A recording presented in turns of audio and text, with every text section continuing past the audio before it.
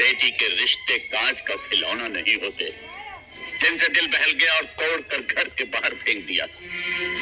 मेरी बच्ची ने ऐसा कौन सा गुनाह किया था जिसकी तूने उसे इतनी सख्त सजा दी? सजा उसे नहीं, तुझे दी है।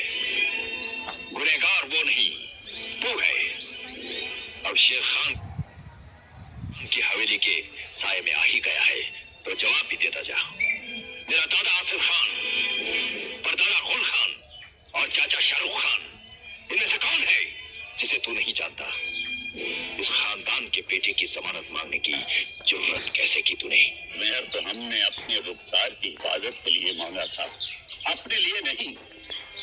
समझी साईं, ठंडे दिमाग से अपने दिल पर हाथ रखकर सोच, क्या कोई बाप अपनी औलाद के लिए बुरा सोच सकता है?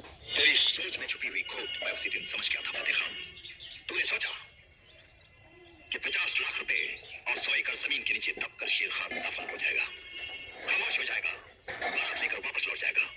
तूने मेरी जिल्लत देखनी चाहिए थी, जिल्लत, इसीलिए हक मेहर कर दिए। शायद तू ये भूल गया कि इस जमीन पर फतेह खान अकेला पैदा नहीं हुआ है, उसके साथ उसकी बला की जिद भी पैदा हुई है।